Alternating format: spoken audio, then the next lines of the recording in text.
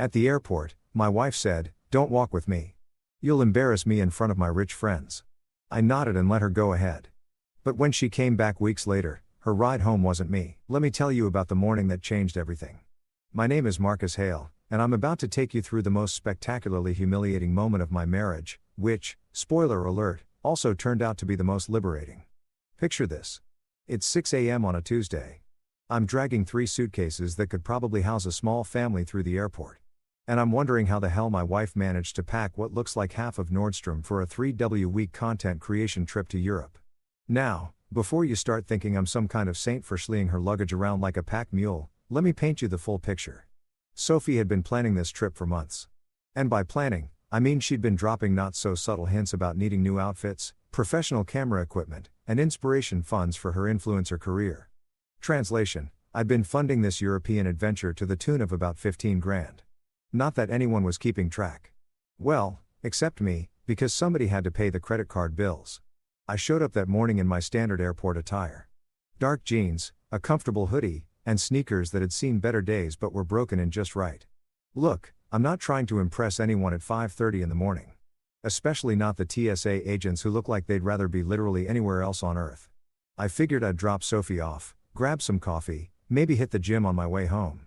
Simple, straightforward, no drama.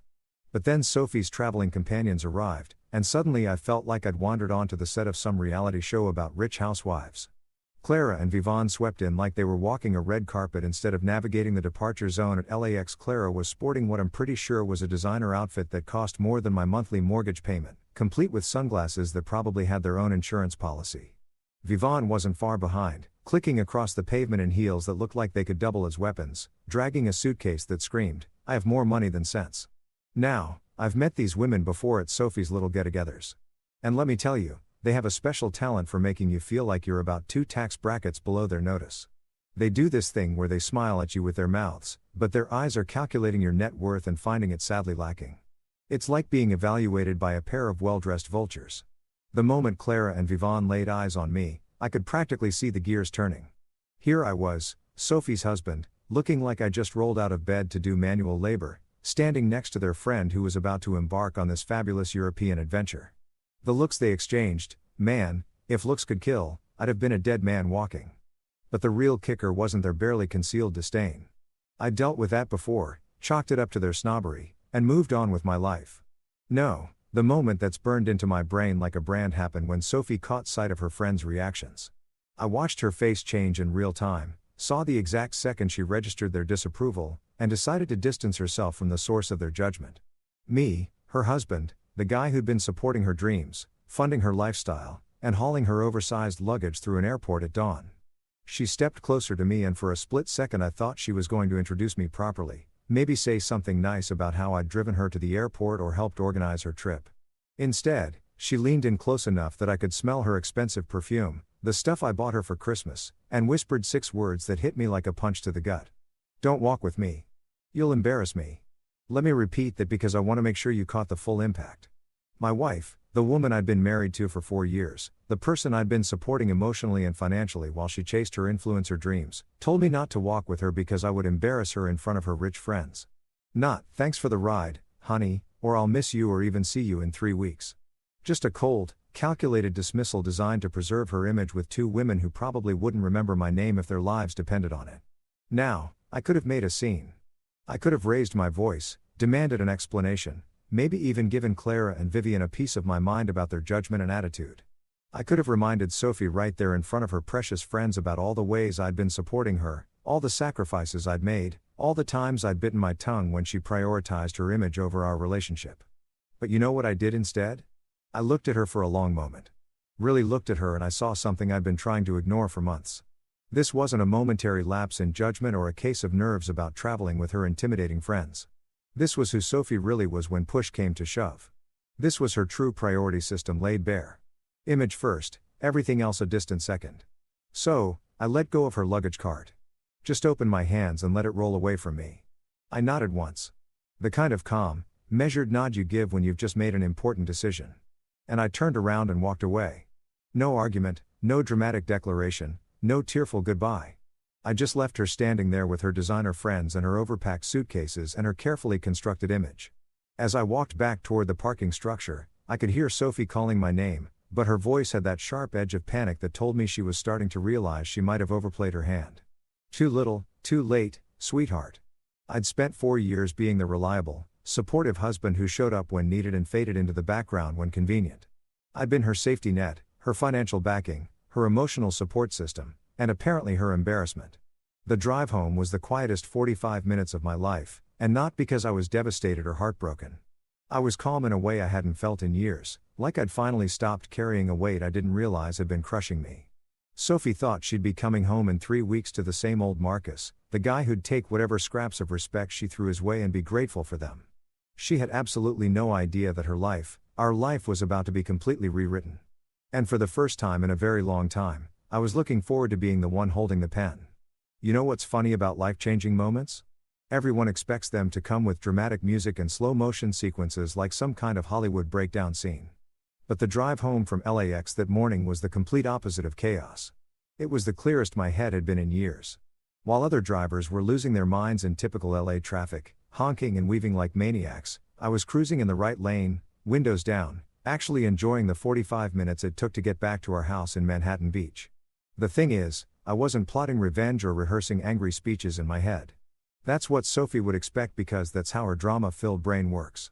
She probably figured I'd spend the next 3 weeks stewing in my hurt feelings. Maybe calling her friends to complain. Definitely waiting by the phone for her to throw me some breadcrumb apology from Paris or Rome. Classic Marcus behavior, right? The reliable guy who always forgives and forgets because he's too nice to rock the boat. But here's what Sophie never understood about me. I'm not nice. I'm strategic. There's a difference. Nice guys let people walk all over them and then wonder why they're always getting screwed. Strategic guys. We take notes. We remember every slight, every dismissal, every moment when someone shows us exactly who they are and then we act accordingly. See, while I was hauling her luggage through that airport, getting dismissed like the hired help, my brain was already 3 steps ahead. Sophie thought she was married to some pushover who'd built his whole identity around making her happy. What she actually married was a guy who'd spent 6 years in the army before college. Learned how to think under pressure and knew the difference between a tactical retreat and surrender. The SUV she loved so much. That gleaming black Escalade she used for all her Instagram photos. The one that made her feel like a celebrity when she pulled up to those fancy Beverly Hills brunches with Clara and Vivian. That baby was titled in my name only. Bought and paid for with my money, my credit, my signature on the paperwork. Sophie always assumed joint ownership because, well, we were married and she drove it more than I did. But assumption is the mother of all screw-ups, and Sophie was about to get a master class in the difference between assumption and reality. I pulled into our driveway, or rather my driveway, since the house was also in my name, thanks to an inheritance from my grandfather, and sat there for a minute, engine running, looking at the place we'd called home for the past 2 years. Sophie had spent months decorating it with her aesthetic, turning every room into a backdrop for her social media content. The living room looked like a furniture showroom, all white and beige and completely impractical. The kitchen had more camera equipment than cooking supplies. Even our bedroom had special lighting installed so she could film her morning routines. It hit me then that I'd been living in a movie set, not a home. Every decision about paint, colors, furniture, decor, all of it filtered through the lens of how will this look online. I couldn't remember the last time we'd chosen something because we actually liked it because it made us comfortable. Because it reflected who we were as people instead of who Sophie wanted her followers to think we were. But that was about to change because Marcus 2.0 was about to make his debut. And this version of me had zero patience for Sophie's carefully curated. I grabbed my phone and started making calls. First stop, the Cadillac dealership where I'd bought the Escalade 18 months ago. You'd be amazed how cooperative car dealers get when you mention you're thinking about selling back a low-mileage luxury vehicle. Within 20 minutes, I had an appointment for that afternoon and a rough estimate that made me smile. Sophie's precious status symbol was about to become a very nice check with my name on it. While I was on a roll, I called my buddy Jake who works in real estate. Not because I was thinking about selling the house. Hell no. I love that house. Or at least I loved what it could become once I stripped away all of Sophie's Instagram-friendly nonsense.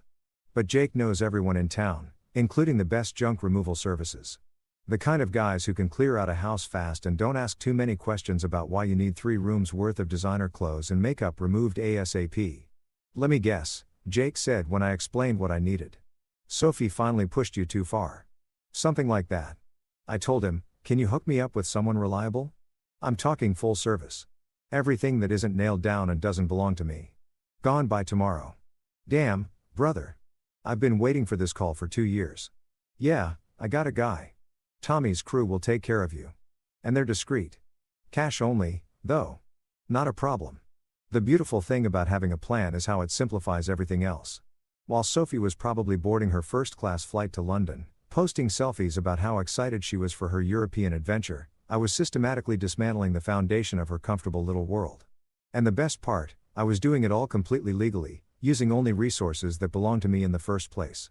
The Escalade sale went smoother than I expected. Turns out luxury SUVs hold their value pretty well when they've been garage kept and babied by someone who only drove them to yoga classes and brunch spots. The dealer cut me a check for 38 grand, which was about 6,000 less than I'd paid, but still enough to make Sophie's head spin when she found out. I deposited the money in my personal account, the one she didn't have access to, and felt a deep satisfaction I hadn't experienced in months. On the drive home in my old pickup truck, the one Sophie always complained was too blue-collar for her image, I started thinking about what came next. This wasn't just about revenge, though. I'd be lying if I said that wasn't part of it. This was about reclaiming my life from someone who'd been systematically erasing me from it. Sophie wanted to be embarrassed by me. Fine, she could be embarrassed from a distance while I rebuilt everything she tried to change about who I was. By the time I pulled back into my driveway, the sun was setting and I felt more like myself than I had in years. Tomorrow, Tommy's crew would arrive and start clearing out 4 years' worth of Sophie stuff. The day after that, I'd start turning our house back into my home. And in 3 weeks, when Sophie's European vacation ended, and she expected to find me waiting with open arms and a full bank account, she'd discover that some bridges, once burned, don't get rebuilt. Phase 1 was complete. Sophie's precious SUV was gone, converted into cold, hard cash that would fund whatever came next. She taught me an important lesson that morning at the airport. Sometimes the people closest to you are the ones most willing to throw you under the bus to protect their image. Lucky for me, I'm a fast learner. Waking up in my own house the next morning felt like opening my eyes in someone else's life. Everywhere I looked, Sophie's presence screamed at me from every corner, every surface, every carefully curated inch of what used to be our home. The massive walk-in closet that looked like a Saks Fifth Avenue explosion with designer dresses still bearing tags from impulse purchases she'd made for content. The bathroom counter that resembled the Sephora stock room covered in skincare serums and makeup palettes that cost more than most people's rent. The guest room that had been completely transformed into her filming studio, complete with professional lighting rigs, camera equipment, and a backdrop wall sheet had custom painted in what she called millennial pink, but I called Pepto-Bismol nightmare for years of marriage. And somehow Sophie had managed to colonize every square foot of my grandfather's house with her brand. Even the kitchen, for crying out loud, had been redesigned around her morning routine videos. Special lighting installed above the island, a collection of aesthetically pleasing but completely useless appliances arranged for maximum visual impact, and a coffee station that looked like it belonged in a boutique cafe rather than a place where people actually lived. But here's the thing about military training that most people don't understand. It teaches you to see problems as logistics exercises, and Sophie's stuff that was just a logistics problem waiting for the right solution. Tommy's crew showed up at 8 a.m. sharp. 3 guys in matching uniforms driving a truck that could have hauled a small apartment. The crew chief, a no-nonsense guy with graying temples and arms like tree trunks, took one look around the house and let out a low whistle. "Damn, buddy. Your wife really went all out, didn't she?" "Ex-wife," I corrected, even though the paperwork wasn't filed yet. "And yeah, she had expensive taste. Lucky for you, most of it's barely been used." Tommy walked through each room with me, taking notes on his clipboard while I pointed out what stayed and what went. It was actually pretty simple. If I'd bought it, chosen it, or inherited it from my family, it stayed. Everything else was fair game. The distinction was clearer than I'd expected. Probably because Sophie and I had such different ideas about what made a house feel like home. "What about this stuff?" Tommy asked, gesturing to the filming equipment in the guest room. "Some of this gear looks pretty high-end." "All of it goes," I said. "The cameras, the lights, the backdrop, that ridiculous pink chair she bought for her talking head videos. I want this room completely empty." "You sure about that? Some of this equipment's worth serious money. You could probably sell it yourself, make a decent profit." I thought about it for maybe half a second. Yeah, I could have spent weeks dealing with online listings, meeting potential buyers, negotiating prices, but that would mean thinking about Sophie's career, her content, her brand for hours every day. That would mean staying connected to the life she'd built using my money and my support. No, thanks. Take it all, I told him. Whatever you guys can't use, donate it or dump it. I just want it gone. While Tommy's crew got to work, I tackled the digital side of Sophie's empire. See, here's something she never knew about me. I actually understand technology pretty well.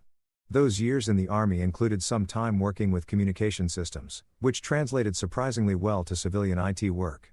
Sophie always treated me like I was some kind of caveman when it came to computers. But that was just another way she'd underestimated me. I started with the easy stuff, changing passwords on all the accounts that were actually mine, but that she'd been using. Our joint banking accounts, the credit cards, the streaming services, even the Wi-Fi network. Sophie was about to discover that her comfortable digital life had been built on infrastructure she didn't control and couldn't access without me. But the real masterstroke was her website. Sophie's influencer career depended on her carefully maintained online presence. And the crown jewel was her personal website, the hub where she directed followers from Instagram and TikTok, where brands could find her contact information and portfolio, where she sold her courses and affiliate links. What she didn't know was that the hosting account, the domain registration, and the admin access were all tied to my email address because I'd been the one to set it up for her 2 years ago. I didn't delete anything. That would have been too obvious, too petty. Instead, I changed the admin password and quietly took control of the back end. For now, everything looked normal from the outside, but I was sitting on a digital nuclear option that could vaporize her online presence with a few clicks whenever I decided the time was right. The physical clearing of the house took most of the day, and it was weirdly therapeutic to watch 4 years of accumulated Sophie disappear into Tommy's truck. Her closet full of designer clothes that she bought for Instagram posts and then never wore again. Gone. The collection of expensive handbags she rotated through like some kind of fashion conveyor belt. Gone. The mountains of skincare products she'd accumulated from brand partnerships and PR packages. Gone. Even the furniture she'd insisted we buy to match her aesthetic. The uncomfortable white couches that looked great in photos but felt like sitting on cardboard. All of it loaded up and hauled away. By the time Tommy and his crew finished, the house felt like it had been holding its breath for years and could finally exhale. The spaces were empty, but not hollow. They were clean slates waiting for me to decide what came next. The guest room, stripped of its filming equipment and pink backdrop, revealed windows I'd forgotten existed and hardwood floors that had been hidden under Sophie's equipment for so long they looked brand new. You want a receipt for all this? Tommy asked as his crew loaded the last of Sophie's exercise equipment, a Peloton bike she'd used maybe 6 times into the truck. Absolutely, I said. Something told me I was going to want documentation of exactly what had been removed and when. As the truck pulled away, I stood in my driveway looking at a house that was finally mine again. Empty rooms, quiet spaces, no ring lights or camera equipment, or strategically placed props designed to create the illusion of a perfect life. For the first time in years, I could walk through my own home without feeling like I was trespassing on someone else's movie set. Sophie was probably in London by now, posting stories about her 5-star hotel room and expensive dinners. She had no idea that back home, her carefully constructed world was being systematically dismantled by the husband she'd dismissed as an embarrassment. Tomorrow, I'd start rebuilding. Tonight, I was just going to enjoy the silence. Walking back into that house after selling Sophie's precious SUV felt like entering enemy territory. Every corner, every room, every damn surface screamed her name louder than a teenager at a buoyant concert. It was like living inside her Instagram feed. All carefully arranged props and staged moments. Nothing real or authentic about any of it. The living room looked like a furniture catalog threw up all over my space with throw pillows arranged in geometric patterns that nobody was actually allowed to disturb because they might mess up the aesthetic. The master bedroom was basically a film studio disguised as a place where people sleep. Ring lights positioned at strategic angles. A whole setup for her morning routine videos where she'd pretend to wake up naturally while wearing full makeup. The bathroom looked like Sephora had exploded. Skincare products covering every inch of counter space, most of them half-used and abandoned when she moved on to the next miracle serum her influencer friends were pushing. And don't even get me started on the walk-in closet that had become Sophie's personal Nordstrom packed with designer clothes that still had tags on them because she bought them for specific posts and then forgot they existed. But the guest room, man, that was the real kicker. What used to be my workshop, the place where I'd built furniture and worked on projects that actually meant something to me, had been completely transformed into Sophie's content creation headquarters. Professional cameras, lighting equipment, a whole backdrop system for different moods, and enough ring lights to illuminate a small stadium. She'd shoved all my tools and half-finished projects into the garage, claiming she needed the space for her business. Looking at it all that morning, I realized I'd been living in someone else's fantasy for way too long. This wasn't our home. It was Sophie's stage set, and I was just the unpaid maintenance crew keeping the lights on and the bills paid. Time for some renovations. I called Tommy's crew first thing, and let me tell you, these guys were exactly what Jake had promised. Efficient, professional, and completely uninterested in the drama behind why someone would want to clear out half a house in 24 hours. Tommy himself showed up around noon to do the walkthrough. A guy in his 50s who looked like he'd seen everything twice and wasn't impressed by any of it. "So, what are we talking about here?" he asked, surveying the living room with the practiced eye of someone who dealt with plenty of domestic situations gone sideways. "Everything that's not mine," I told him. "Clothes, makeup, all that filming equipment, furniture that screams, 'Look at me. I'm expensive.' Basically, anything that wouldn't be here if I lived alone." Tommy nodded, making notes on his clipboard. "What about stuff that might be worth something? Designer bags, jewelry, electronics. Box it up separately and put it in storage. I'll get her the address later." See, I'm not a complete bastard. I wasn't going to throw her Louis Vuitton collection in a dumpster, much as the idea had its appeal. But I also wasn't going to keep living in a museum dedicated to her vanity and the furniture. I looked around at the white leather sectional that cost more than my truck, the glass coffee table that was completely useless for actually putting coffee on, the decorative chair that looked like modern art, but was about as comfortable as sitting on a pile of rocks. Donate what's in good shape. Dump the rest. I want this place to look like a normal human being lives here, not like a magazine shoot gone wrong. Double rate for 24-hour turnaround.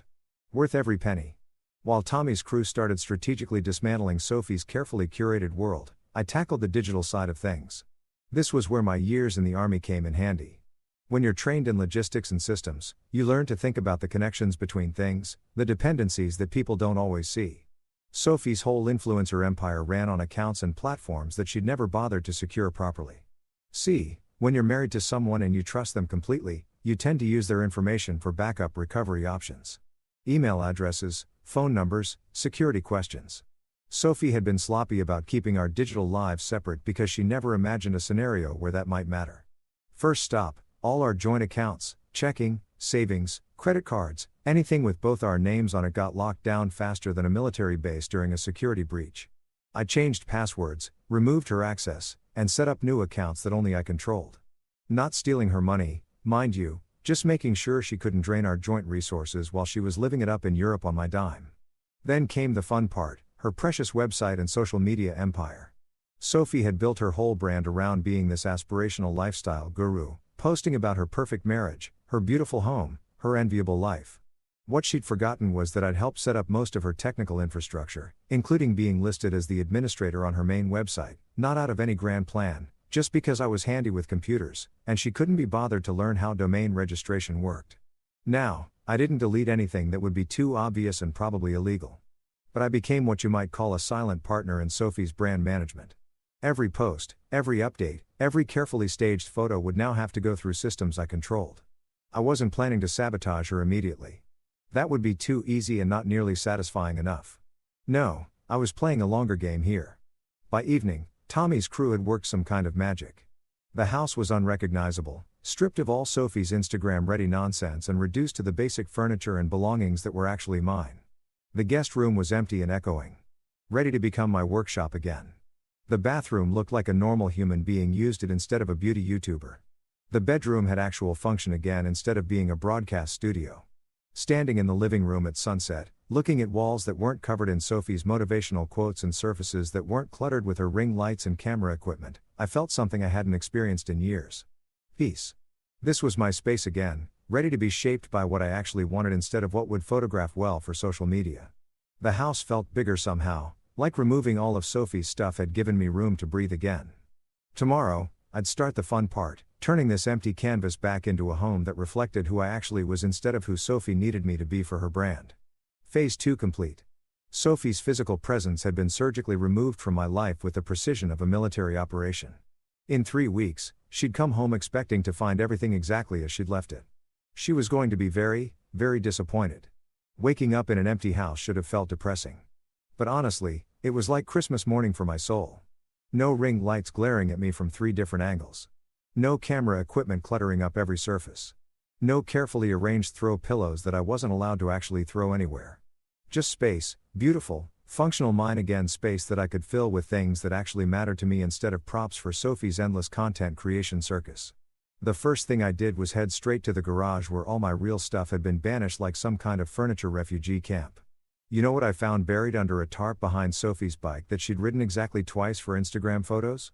My oak coffee table, the one I'd built with my own hands 3 years ago from reclaimed what I'd salvaged from an old barn outside Bakersfield. Sophie had hated that table with the passion of 1,000 suns because it didn't fit her aesthetic. Too rustic, too handmade, too much personality. She'd made me replace it with some glass monstrosity that looked like it belonged in a dentist's waiting room and cost more than most people's monthly rent. Hauling the oak table back into the living room felt like reuniting with an old friend. I ran my hands over the surface, checking for damage, but the wood had held up beautifully. This table had character grain patterns that told a story, small imperfections that proved it was made by human hands instead of stamped out in some factory. You could actually put things on it without Sophie shrieking about water rings or scratches. Revolutionary concept, right? Next came the fun part. Furniture shopping for someone who actually planned to live in his house instead of just filming in it. I hit up a local place in Rundo Beach that specialized in real furniture for real people. Comfortable couches you could nap on, coffee tables that could handle a beer and a pizza box. Chairs that prioritized sitting over looking pretty in photos. The sales guy, Steve, was probably wondering why I seemed so excited about buying a sectional that was designed for comfort instead of aesthetics, but I didn't care. After years of living in Sophie's magazine spread, I was ready for furniture that served a purpose beyond looking good in selfies. The new couch was this amazing deep brown leather thing that actually invited you to sit down and stay a while. None of that white leather nonsense that showed every speck of dust and made you afraid to exist in your own living room. This was a couch for watching football, taking naps, and maybe even eating takeout without having to worry about dropping sauce on something that cost more than a car payment. While I was at it, I picked up a sound system that could actually handle music instead of just serving as a backdrop for Sophie's morning routine videos. I'm talking about speakers that could make you feel the bass line in your chest. The kind of setup that turns your living room into your own personal concert hall. Sophie had always complained that real music was too distracting when she was filming, so we'd been stuck with whatever ambient noise played well for her content. Screw that noise. Literally, the transformation was happening fast. But the real magic happened when Logan showed up around 6 with a cooler full of beer and a grin that could power the entire city of Los Angeles. Logan had been my best friend since college. The kind of guy who'd tell you the truth even when you didn't want to hear it, especially about your wife, who clearly didn't deserve you. He'd been biting his tongue about Sophie for years. But I could see in his face that those days were officially over. "Holy Marcus," he said, walking into the living room and doing a slow 360 to take in all the changes. "It's like someone lifted a curse off this place. I can actually breathe in here now." "Tell me about it," I said, cracking open a beer and settling into my new couch. "Want to know the crazy part? I forgot what it felt like to be comfortable in my own house." Logan plopped down next to me, and for the first time in years, I didn't have to worry about someone yelling at us for messing up the carefully arranged cushions.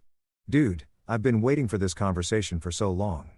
Sophie was using you like a human ATM machine, and you were too nice to see it. I saw it. I admit it. I just thought it would get better. Thought maybe if I supported her dreams long enough, she'd remember that I had dreams, too." And now I looked around at my reclaimed living room. My oak table gleaming in the late afternoon sun. My comfortable couch that didn't look like it belonged in a museum. My sound system that could actually handle some decent music. Now I remember what it's like to live for myself instead of someone else's Instagram feed. We spent the evening like we used to back in college, just hanging out and talking without every conversation being interrupted by Sophie's need to document our lives for social media. No ring lights, no carefully staged moments, no pressure to look perfect for an invisible audience. Just two friends, cold beer, and the kind of easy conversation that happens when you're not performing for anyone. "So, what's the plan when she gets back?" Logan asked around midnight after we'd properly christened the new sound system with everything from classic rock to some jazz fusion that would have made Sophie's content creation brain hemorrhage. Honestly, I'm curious to see how long it takes her to figure out that her old life isn't waiting for her anymore. I said she wanted freedom from being embarrassed by me. I'm just making sure she gets all the freedom she can handle. Logan raised his beer in a toast. "To freedom then, and to finally getting your house back." "To getting my life back," I corrected. As Logan headed home and I settled into my new couch for what would be the first real night of sleep I'd had in years, I realized something important. I wasn't just reclaiming my space. I was reclaiming myself. The Marcus who built furniture with his hands, who valued comfort over appearances, who chose substance over style. He'd been buried under 4 years of Sophie's relentless image management. But he wasn't gone. He was just waiting for his chance to rebuild. Tomorrow, I'd continue the transformation, maybe tackle the bedroom or start setting up my workshop again. But tonight, I was just going to enjoy sitting in my own living room, drinking my own beer, listening to my own music without anyone telling me it wasn't photogenic enough. For the first time in years, my house felt like home. You know what's liberating about not having to document every moment of your existence for social media? You actually get to live those moments instead of performing them. While Sophie was busy curating her European adventure for her followers, posting carefully filtered shots of croissants and museum selfies, I was rediscovering what it meant to have experiences that existed purely for their own sake. No ring lights required. The first weekend after Operation House Reclamation, Logan dragged me out to Griffith Park for a hike I'd been putting off for months. Not because I didn't want to go, but because Sophie always had some reason why weekends needed to be spent on her content calendar instead of actual living. We need to film 3 weeks worth of posts, or Clara and Vivian are doing a collaboration and I need to match their aesthetic or my personal favorite. Hiking isn't really on brand for my lifestyle content. Translation: getting sweaty and dirty didn't photograph well for someone trying to sell the fantasy of effortless perfection. But there I was, lacing up my actual hiking boots, not the designer ones Sophie had bought me for a single Instagram post about adventure couple goals, and heading up the trail with Logan like we used to do every weekend before my life became a supporting role in someone else's carefully scripted show. The morning air was crisp. The trail was challenging enough to make me work for it. And best of all, nobody was stopping every 50 yards to find the perfect lighting for a selfie. "This is weird," Logan said about halfway up, pausing to catch his breath at an overlook that gave us a killer view of the city sprawled out below. "What's weird? You're not checking your phone every 5 minutes to see if Sophie needs something, or worrying about getting home by a certain time so she can film her evening routine, or any of that stuff. You're just here." He was right. For the first time in years, I was completely present in a moment instead of mentally managing someone else's schedule and emotional needs. No text messages from Sophie asking me to pick up specific lighting equipment. No last-minute changes to dinner plans because she needed to film a sponsored post about some meal kit service. No pressure to look happy and supportive while she turned our entire life into content for strangers on the internet. After the hike, we grabbed beers at this dive bar in Los Feliz that Sophie would have hated. Too dark for good photos, too authentic for her aesthetic, too much actual character instead of the sanitized perfection she preferred. The kind of place where people went to drink beer and talk to their friends instead of staging elaborate social media moments. Logan and I sat at the bar, ordered whatever was on tap, and spent 3 hours just talking about stuff that mattered to us. Work projects, future plans, that fishing trip we've been talking about for 2 years but never took because Sophie always had some event or collaboration that needed my attention. The crazy part was how good it felt to have conversations that weren't being recorded, weren't going to be dissected later for content possibilities, weren't going to be interrupted by Sophie's need to document everything for her followers. We talked about Logan's promotion at work, my ideas for expanding my carpentry side business, whether the Dodgers had any shot at making the playoffs this year. Normal human conversations that existed purely because we enjoyed each other's company. My phone buzzed a few times with notifications, and I glanced down to see the usual parade of Sophie's European documentation. A perfectly composed shot of her coffee and pastry at some Parisian cafe captioned with something about finding inspiration in the simple moments. Another post from Rome, her and Clara and Vivon posed in front of the Colosseum, all of them wearing coordinated outfits that probably cost more than most people's monthly salaries. Tagged with #living life and #blessed and a dozen other hashtags designed to make her followers feel like their own lives were inadequate by comparison.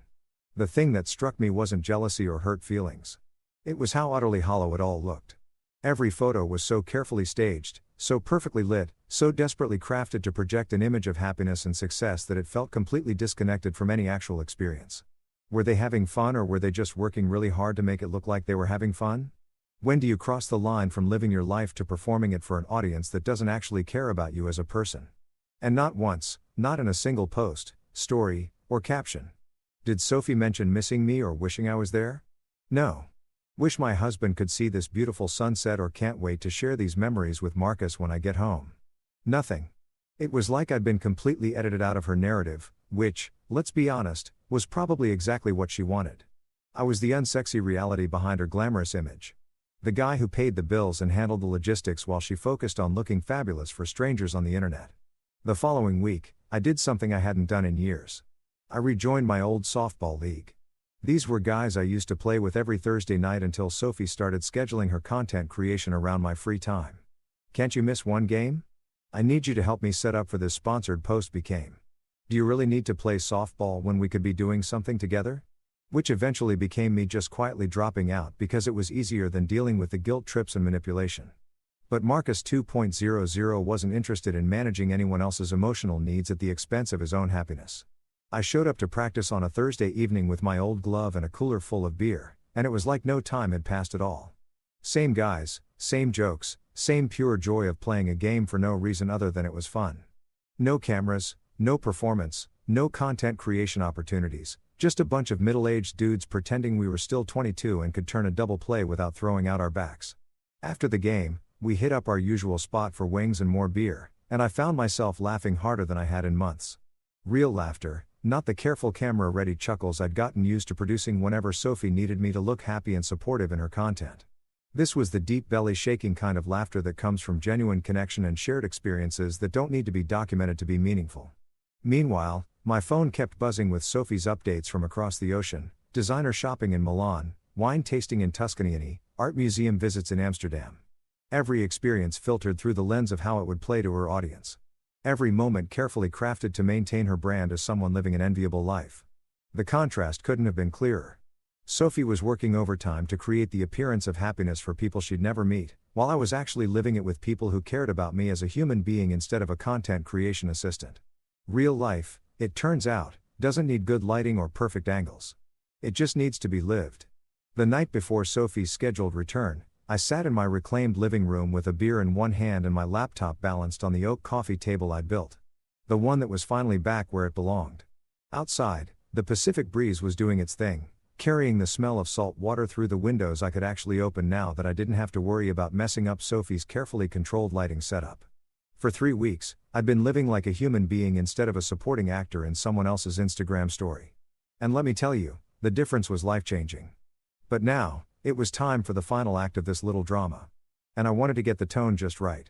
See, I could have gone the dramatic route, changed the locks, and left her standing on the porch with her overpriced luggage. Maybe thrown in some kind of movie-worthy confrontation for maximum impact. But that's what Sophie would expect because that's the kind of messy emotional theater she thrived on. Drama equals content and content equals attention. And attention was Sophie's drug of choice. No, Marcus 2.0 was going for something much more devastating. Complete professionalism.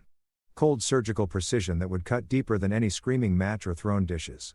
I wanted her to understand exactly what had happened and why without giving her any ammunition for her inevitable victim narrative.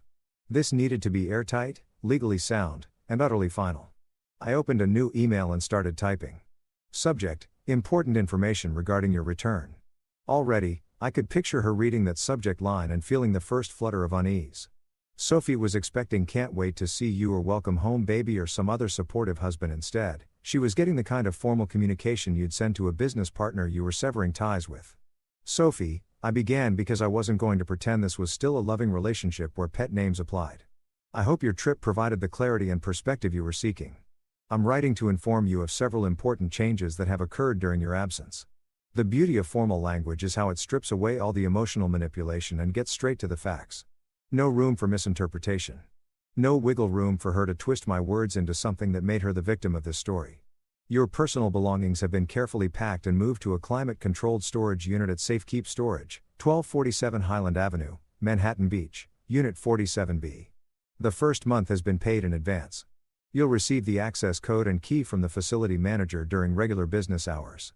I took a sip of beer and smiled, imagining her face when she read that line. Sophie probably expected to walk back into the house and find everything exactly as she'd left it, like her life was some kind of TV show that got paused while she was away. The idea that actions might have consequences was probably going to come as a genuine shock to her system. The 2023 Cadillac Escalade has been sold back to the dealership as it was titled solely in my name. The proceeds have been deposited into my personal account to offset the expenses incurred during your European vacation. That line was going to sting, and I'm not ashamed to admit I enjoyed writing it. For too long, Sophie had operated under the assumption that my money was our money while her money was her money. Time for a little reality check about how property ownership actually works in the real world. The locks on the house have been changed for security purposes. As the sole owner of the property, I have decided that our living arrangement is no longer sustainable. Short, sweet, and legally bulletproof. I wasn't kicking her out of our house. I was informing a houseguest that their invitation had expired.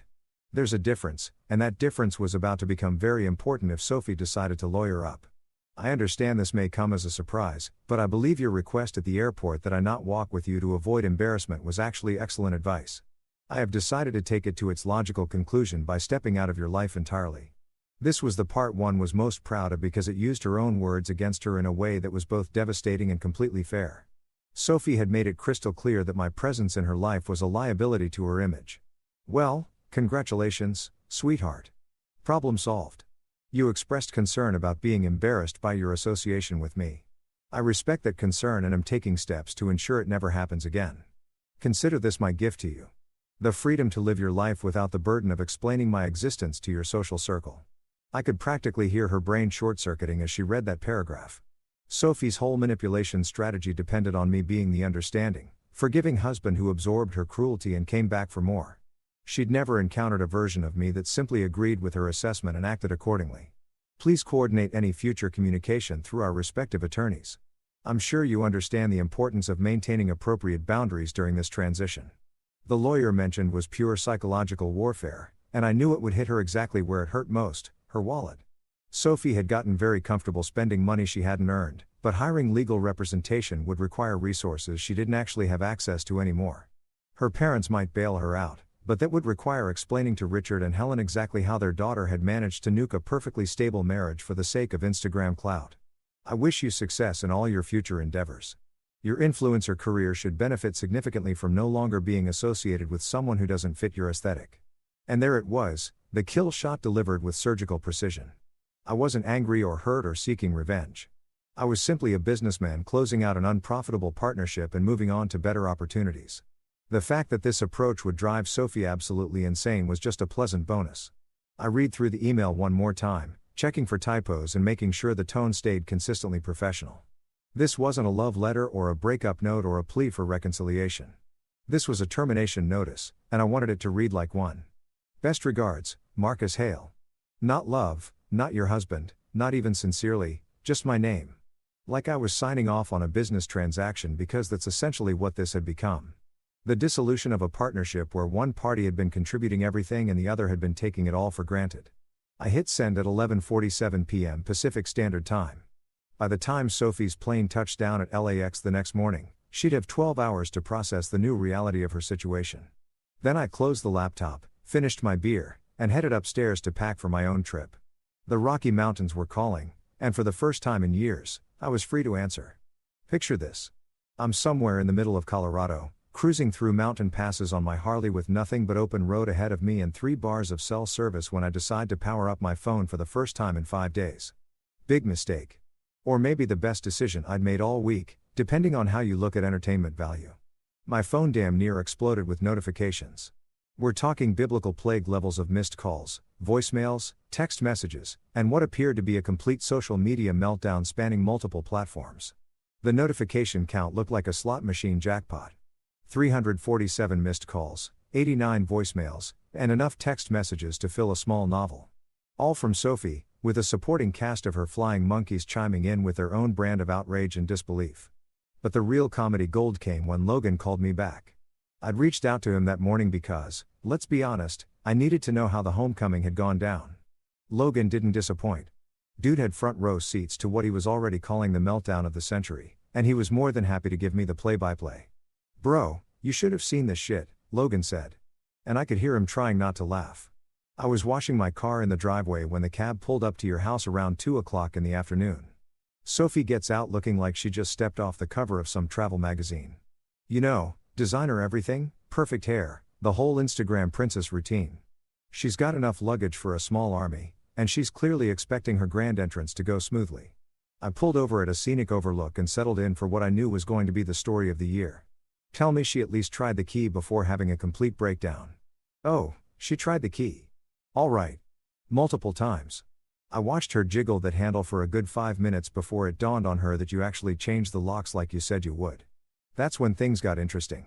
Logan paused for dramatic effect. The bastard.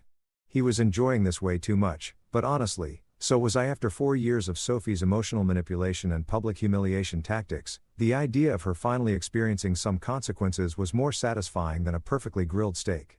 So, she starts banging on the door, right? Not just knocking, full-on pounding like the house is on fire. She's yelling, "Marcus, Marcus, I know you're in there." Loud enough that Mrs. Rodriguez came out of her house next door to see what the commotion was about. This goes on for maybe 10 minutes before Sophie finally pulls out her phone and calls you and got my voicemail because I was enjoying the peace and quiet of mountain living.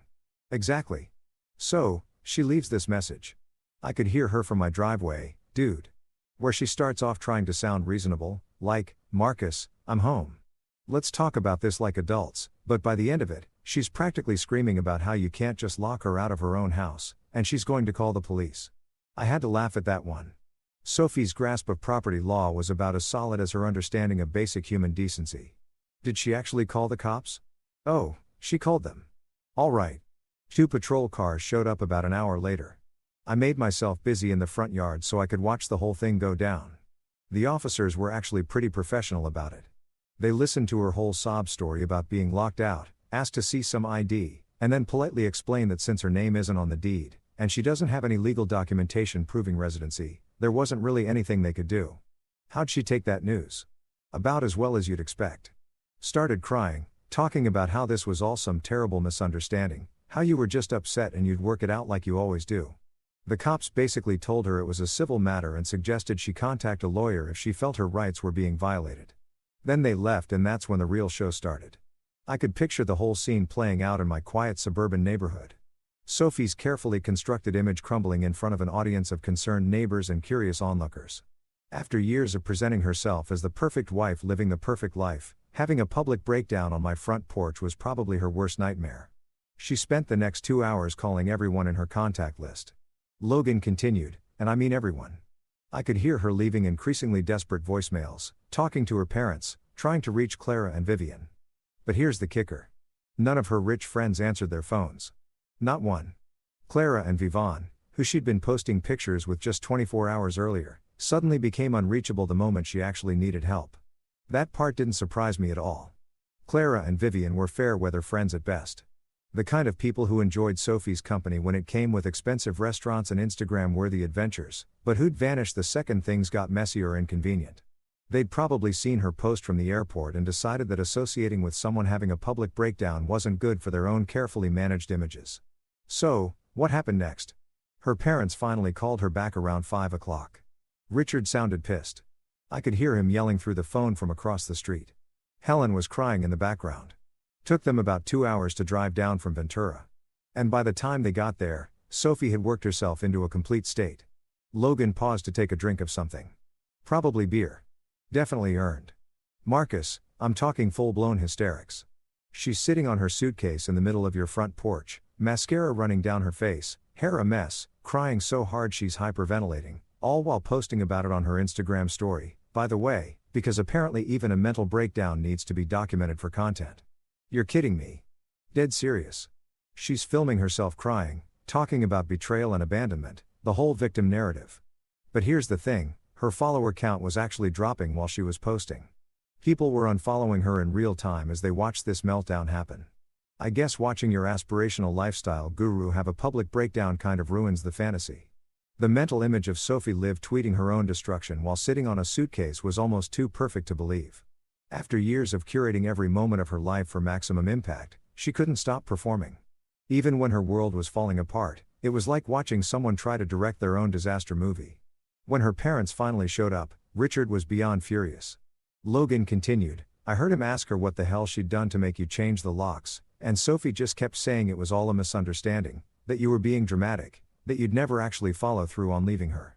Helen was trying to calm everyone down, but you could tell she was mortified. Having your daughter's marriage implode in public view isn't exactly what any parent dreams of. Did they try to get into the house? Richard knocked on the door a few times, but when nobody answered, he seemed to figure out pretty quickly that you weren't home. Smart guy, your father-in-law. He loaded Sophie's luggage into their car and basically dragged her away from the scene before she could embarrass herself any further. But not before she left you about 50 more voicemails. I scrolled through my phone while Logan talked, looking at the tsunami of notifications Sophie had generated. The voicemail started reasonable and rapidly devolved into desperation, anger, bargaining, and finally what sounded like complete emotional collapse. It was like listening to the 5 stages of grief compressed into real-time audio format. The best part, Logan said, clearly saving his favorite detail for last, was watching all her neighbors peek out their windows and front doors during the whole spectacle. Your quiet little street got more drama in one afternoon than it usually sees in a decade. Mrs. Rodriguez was taking pictures from behind her curtains. The college kids across the street were recording videos. Sophie's breakdown is probably going to end up on someone's TikTok. That thought should have made me feel bad for her. But honestly, Sophie had spent years turning our private life into public content. Broadcasting our relationship for anyone with an internet connection to judge and comment on. Having her meltdown become someone else's entertainment seemed like poetic justice. How long did the whole thing last from the time she got out of the cab until her parents dragged her away? About 4 hours of pure chaos. And Marcus, I got to tell you, it was the most entertaining afternoon I've had in years. Better than cable. I thanked Logan for the detailed report and promised to buy him dinner when I got back from my road trip. As I ended the call and looked out over the Colorado landscape, mountains stretching to the horizon, clean air, absolute peace and quiet, I felt something I hadn't experienced in years. Complete satisfaction. Sophie had wanted freedom from being embarrassed by me. Mission accomplished. She was now free to be embarrassed entirely by her own actions. Nothing says I've completely lost control of my life. Quite like having your parents hire a lawyer to threaten your ex-husband with legal action. That's exactly what greeted me when I rolled back into Manhattan Beach after 2 weeks of the most peaceful road trip I'd taken in years. My mailbox contained the usual collection of bills, junk mail, and one very official-looking envelope from the law offices of Patterson, Burke, and Associates. Apparently, Richard and Helen's attorney of choice for their daughter's latest crisis. The letter was a masterpiece of legal posturing and empty threats, the kind of document that sounds scary if you don't know anything about actual law, but falls apart under even casual scrutiny. It was signed by someone named Jennifer Patterson, Esquire, who'd clearly been fed a very one-sided version of events and was now demanding everything from spousal support to restitution for emotional distress to my personal favorite, return of all marital assets to their proper shared status. I sat on my back patio with a beer and read through the whole thing twice, alternating between laughter and genuine amazement at the sheer audacity of it all.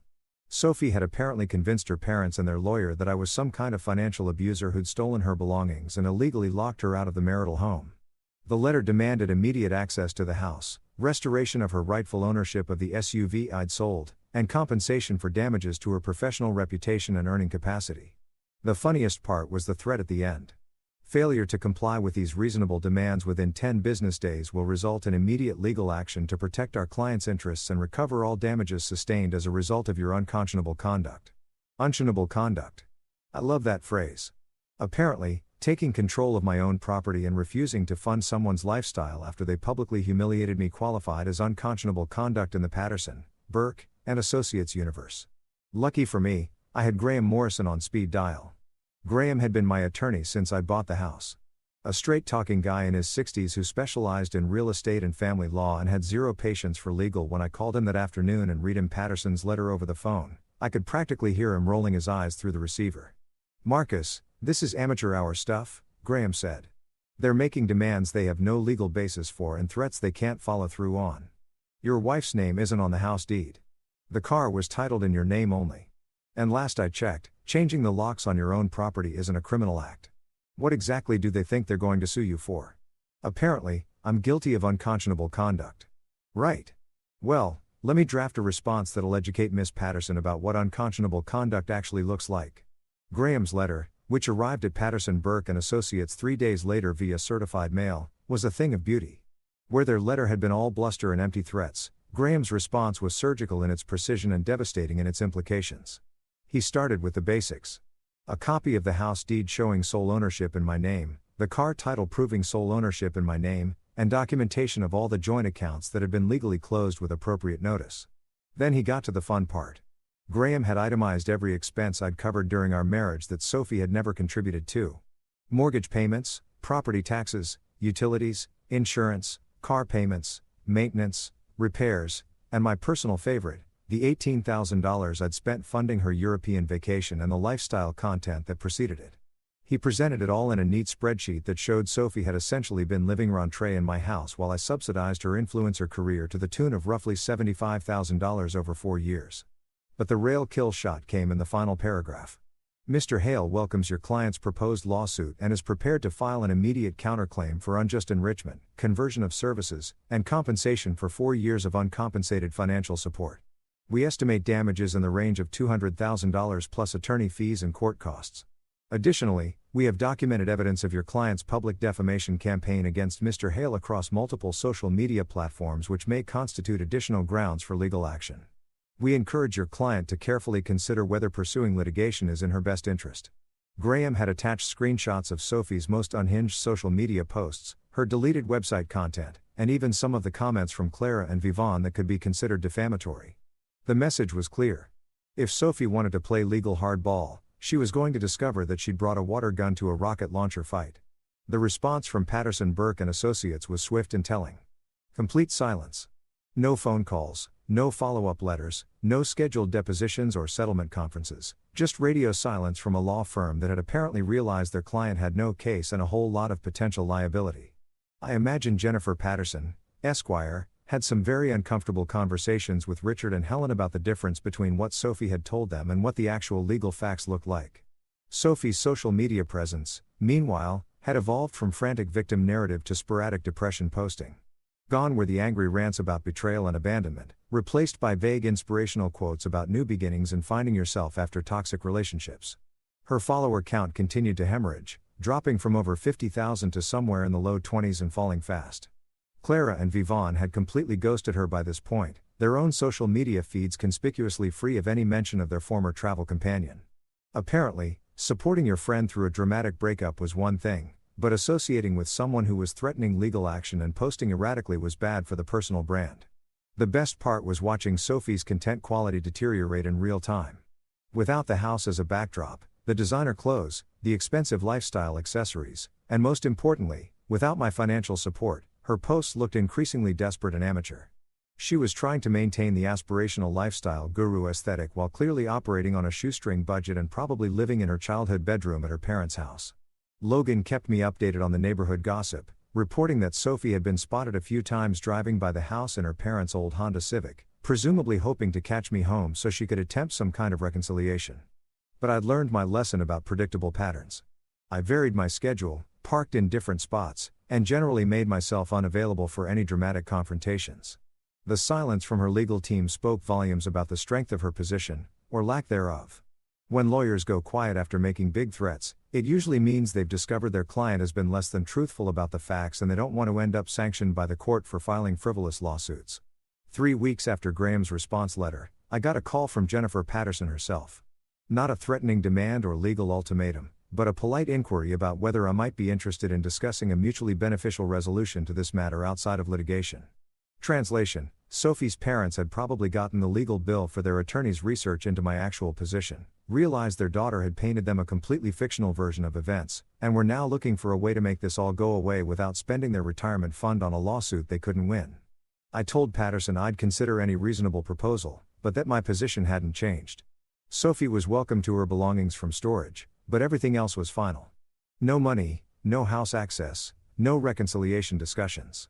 The call ended with Patterson promising to discuss options with her client and get back to me. That was 6 weeks ago, and I haven't heard from them since. Sometimes silence is the most eloquent response of all, for months.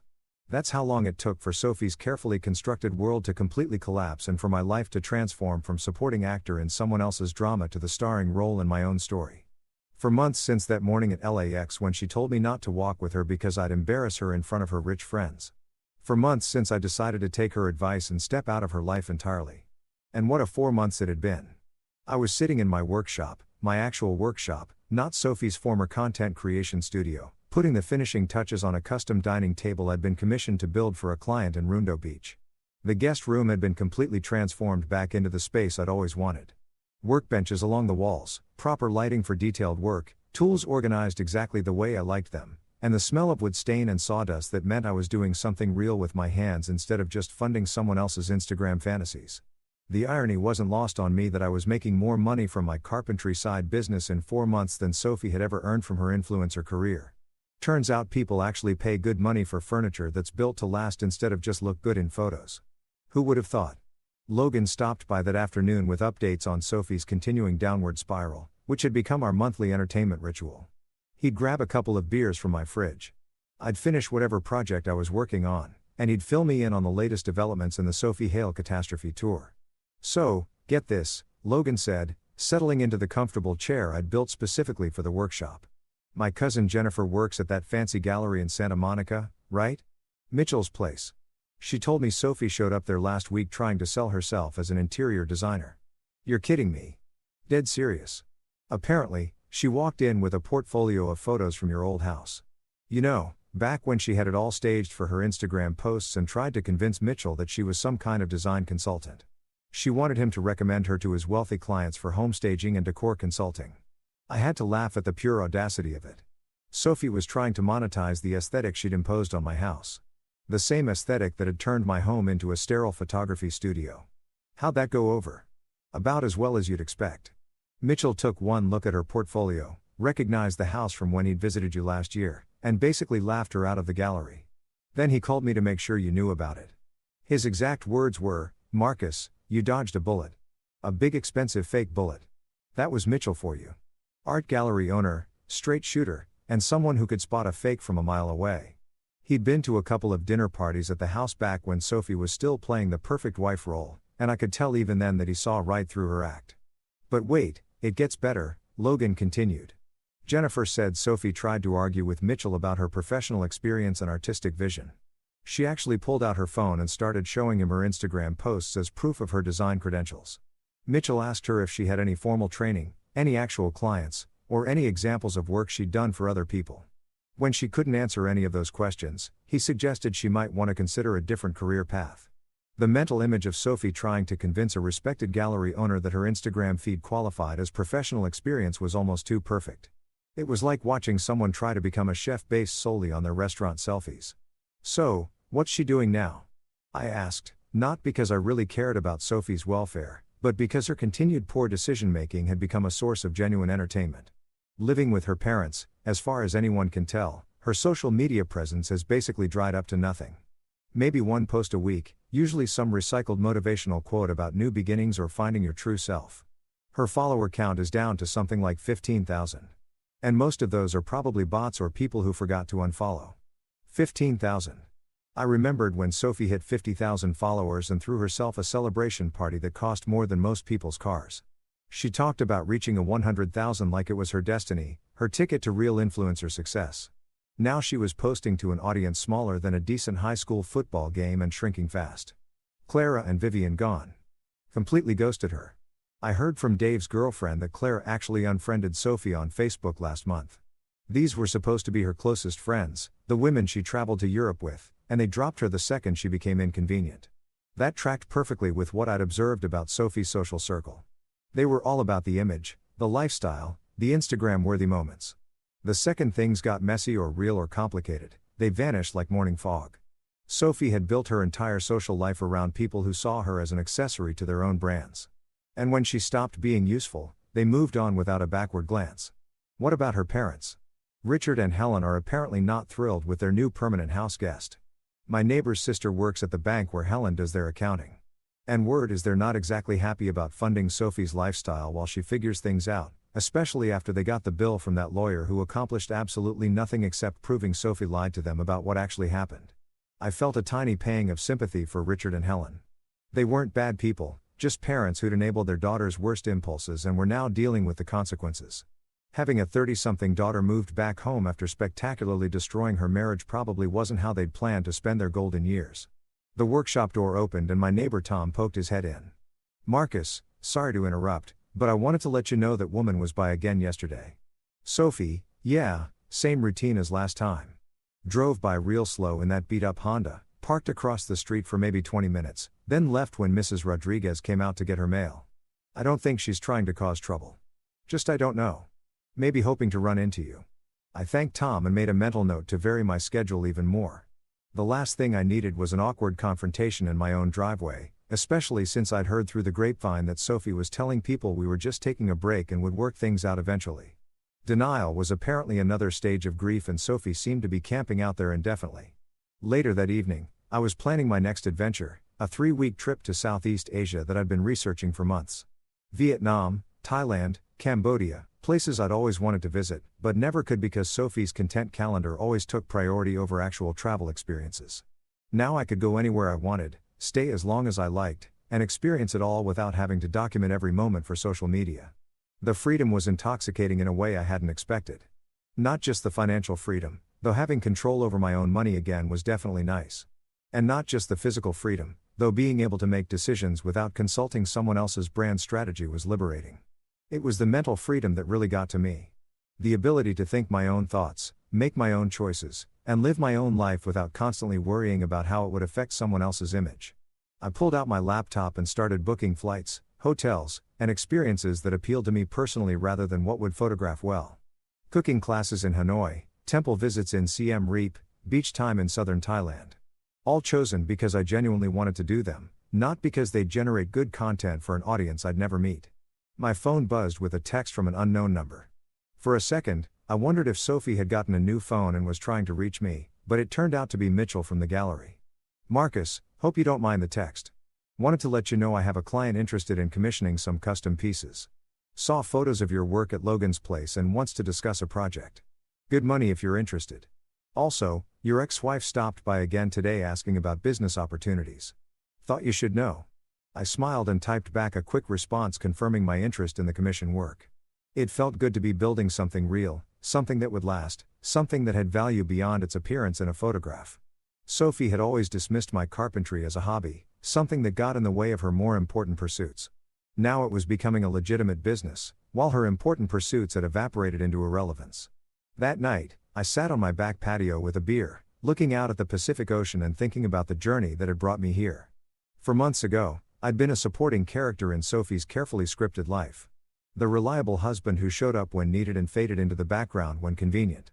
Now, I was the protagonist of my own story, making choices based on what I wanted rather than what looked good for someone else's brand. Sophie had gotten exactly what she asked for that morning at the airport. She'd wanted freedom from being embarrassed by me, and I'd given her complete freedom from my presence in her life. She'd wanted to live without having to explain my existence to her social circle. And now she never had to mention me again.